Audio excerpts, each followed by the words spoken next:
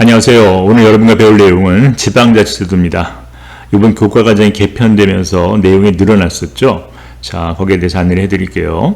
일단 지방자치 유형은 크게 단체자치와 주민자치로 나눈답니다. 그러니까 국가와 자치단체의 관계를 놓고 단체자치가 있는 거고요. 그 다음에 주민들과의 관계 속에서는 우리는 그걸 주민자치 형태인 지방자치라고 얘기하는 것이죠. 단체자치는 말 그대로 우리 주민이 없다 칩시다. 그러면 국가와 지방자치 정부 간의 관계를 얘기하는 거죠. 그래서 국가가 법률을 제정해서 자치단체한테 권한을 위임해가지고 너희들이 스스로 한번 알아서 해볼래. 이런 형태를 우리는 단체자치라고 하고요. 그 다음 이제 국가가 없다 칩시다. 국가가 없다 칠게요. 지우개. 자, 그럼 이때는 어떤 자치냐면요. 이런 거죠. 이제 국가가 없다고 생각하세요. 그러면은 국가가 없어도 주민들이 지역 문제를 스스로 했던 자치 형태가 있죠. 그런 걸 우리는 주민자치 스타일이라고 하고 이런 걸 영미 스타일의 자치라고 해요. 영국과 미국. 따라서 갈등을 스스로 알아서 하는 정치적 자치는 주민자치라고 하고요. 국가가 만들어져서 자치단체한테 권한을 위임한 법률적 근거에서 자치를 하게 되는 것은 우리는 단체자치라고 하는 겁니다. 따라서 국가를 전제로 가지는 자연권적인 자치권을 우리는 주민자치 형태라고 하고 국가가 권한을 부여함으로써 자치단체가 권능이 생기게 되면 이거는 단체자치라고 하는 겁니다. 여기서는 주민들의 자발적인 참여를 강조하고 여기는 권력이 분산되는 걸 강조하는 자치를 얘기하는 것이죠. 자, 일단 주민자치와 단체자치의 형태를 알아봤고 이거는 독자적으로 나오기 힘들 거예요. 그래서 이거는 선택지 하나 정도에 이건 주민자치 또는 단체자치 어디 가까우냐 이렇게 물어볼 수 있겠죠. 자, 넘어갈까요? 이제 지방자치의 본격적인 종류와 기관에 대해서 알아볼 겁니다. 일단 국가를 벤치마킹 했으니까 국가가 있고요. 그 다음에 자치단체가 있겠죠. 그럼 이 둘은 수직적인 권력 분립을 얘기할 겁니다. 자, 그럼 이제 지방자치단체의 기관들이 있거든요. 여러분 이런 말 많이 들어봤을 거예요. 의결기관, 집행기관 이런 말 들어봤을 겁니다. 이 기관에는 정책을 결정하는 의결기관이 있고요. 이게 바로 지방의회라고 하는 겁니다. 그 다음에 이 결정된 걸 집행하는 기관이 있겠죠. 그걸 우리는 단체장 이렇게 얘기하고 이 의회가 만드는 법규범을 조례라고 하고 단체장이 조례의 범위 내에서 만드는 걸 규칙이라고 얘기한답니다. 자, 그럼 기관은 서로 상호간에 수평적으로 견제하겠죠. 그러니까 수직적 권력 분립이 있고 자치단체 내에서는 수평적인 권력 분립으로 서로 상호간에 견제합니다. 예를 들어 여러분 국가를 잘 공부했다면 알 겁니다. 대통령이 법률안을 거부할 수 있는 것처럼 여기도 조례안을 거부할 수 있어요. 마찬가지로 여기서 예산을 심의 의결 확정하게 되는 거죠. 자, 그럼 갑니다. 그럼 종류에는 광역자치단체가 있고요. 그래서 우리는 시도라고 얘기하고 그 다음에 기초자치단체가 있죠.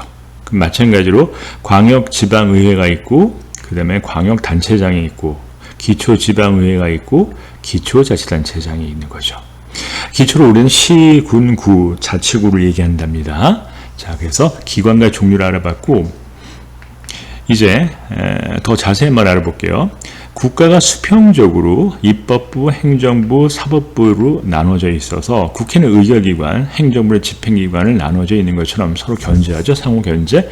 이런 걸 벤치마킹한 거예요. 그래서 지방자치단체도 수직적으로 국가와 권력 분립을 하면서 지방자치단체 내에서는 다시 수평적인 권력 분립을 하는 거죠. 그래서 수직적과 수평적 권력 분립을 하는 거죠.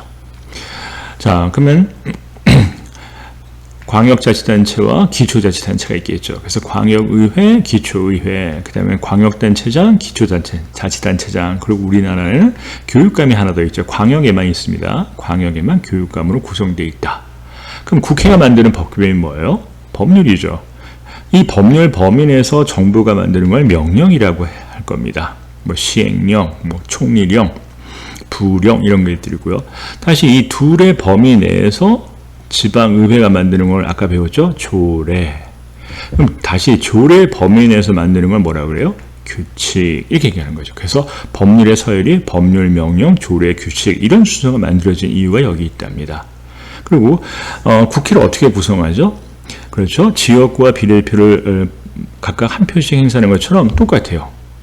지방의회도 광역, 지역구, 광역 비례대표, 기초의회도 기초지역구, 기초비례대표를 각각 1인 2표를 행사해서 여러분 요번에 지방선거 할 때 총 7표를 행사하는 걸 알 겁니다. 물론 제주도와 세종특별시인 경우에는 이 기초자치단체가 없어요. 그 두 경우에 사시는 분 같은 경우에는 5표 또는 4표를 행사했을 것입니다. 한번 해볼까요?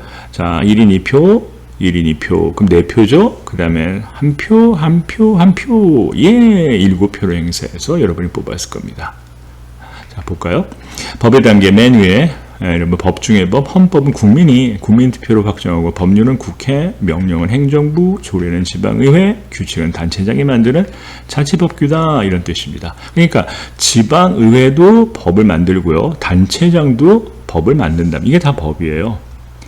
법을 만드는데 그 의회가 만드는 법을 우리는 조례라고 하고 단체장이 만드는 법을 규칙이라고 하고 이걸 자치법규라고 한답니다. 지방마다 다 조례와 규칙이 틀리죠? 자, 그럼 주민들의 정치 참여를 총괄하게 되면 스스로 하는 직접 민주에서는 간접 민주 나누게 되면 직접 우리가 스스로 하는 거예요. 그러면 여러분 아실 겁니다. 주민투표가 있겠죠.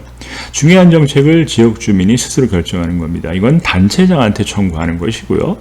주민 소환 투표는 우리가 뽑은 사람, 간접 민주에서 우리가 선출하는 사람을 우리 스스로 몰아내는 거죠. 해임하는 건데 이거는 관할 선관위에 청구하는 겁니다. 그 다음에 우리가 직접 조례를 조례 아시죠? 지방자치 법규에 조례를 갖다가 제정해주세요, 개정해주세요, 폐지해주세요라고 어디다 청구한다? 그렇죠. 조례를 만드는 지방의회에 청구하는 겁니다. 이번에 지방자치법이 개정되면서 지방의회에 청구한다는 걸 꼭 잊지 말도록 하세요. 과거에는 단체장이 청구했답니다. 그 다음에 간접적인 여러분의 참여 방법은 그렇죠. 선거를 하는 거죠. 그 다음에 이 직접이건 간접이건 여러분 이건 4년마다 하는 것이고 이거는 시간이 비용이 굉장히 많이 들어요. 직접은. 그러니까 손쉬운 참여 방법이 있겠죠. 그래서 주민들이 여러분 감사를 청구하고 이 감사에 요구했는데 안 지켜져요. 그러면 법원에 소송을 지게 할 수도 있고 예산 참여제도 이런 걸 들어봤을 겁니다. 자, 한번 볼까요? 이게 지난번 서울시에서만 있었던 중요한 정책을 결정한 급식에 관해서 서울시 주민에게 정책을 물어보는 것을 우리는 주민투표라고 하는 겁니다. 요건까지는 알아볼 필요는 없어요. 그 다음에 여러분이 이번에 뽑았던 동시지방선거, 왜 동시라고 얘기하냐면은 의결기관과 집행기관을 같은 날에 뽑겠죠. 그래서 여러분 교육감, 이 용지를 먼저 받았을 거예요 아마. 교육감과 광역자치단체장, 기초자치단체장을 뽑는 용지를 받았고요. 그 다음에 또 받았을 겁니다. 그래서 광역의원, 그 다음 기초지역구의원, 광역비례대표, 기초비례대표. 이건 정당을 놓고 뽑는 거죠. 그래서 여러분이 뽑은 7명 중에서 주민 소환 대상이 안 되는 게 이 2표입니다. 이거는 인물이 아니라 정당을 뽑았기 때문에 비례대표 의원들은 주민 소환 대상이 되지 못해요. 나머지 5명은 되는 거죠. 자, 바로 본격적인 OX 문제 확인 문제 봅시다. 주민 자체요. 국가를 전제하지 않고 주민들이 스스로 문제를 참여 속에서 해결한 자치 형태는 정치적인 의미다. 맞죠? 단체 자치는 그렇죠. 법적인 자치 형태로 여러분 실정법적인 의미를 갖고 있다. 아까 했을 겁니다. 그 다음에 수직적 권력 분립 맞죠? 지방자치단체는. 교육감은 여러분 기초자치단체에서 뽑지 않죠. 광역에 선출하죠. 그 다음에 의결기관이 누구다? 그렇죠. 지방의회가 되니까 단체장이 아니죠.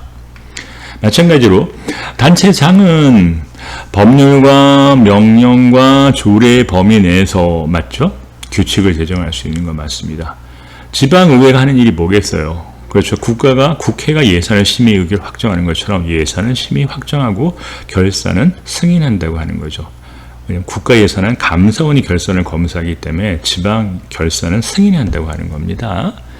자, 이게 맞는 말이고요. 그다음에 광역단체입니다. 지역구는 소선거구, 상대다수 또는 단순다수 맞습니다. 그렇지만 기초의 지역구 선거는 우리나라가 중대선거구예요. 꼭 잊지 마세요. 그래서 여러분 1번 가, 1번 나 이런 식으로 같은 정당에서 복수를 공천한 이번에 선거 용지를 받아갔을 겁니다. 따라서 이 지역구 중대선거구에서는 당선자 간 표의 등가성 논란이 생길 수 있는 평등선거 논란이 생길 수 있다는 것도 이미 배웠을 겁니다. 10번 이렇게 두 가지 종류로 구별된다. 광역과 기초 맞죠? 그 다음 11번 지방자치단체의 장은 이렇게 주민투표에 붙일 수도 있고 지역 주민이 단체장에 주민투표를 해달라고 청구할 수도 있습니다. 맞습니다. 그 다음에 연령이 인하됐죠. 18세 이상에 해당되는 주민들은 비례대표는 제외된다고 얘기했을 거예요. 관할 선관위에 맞죠.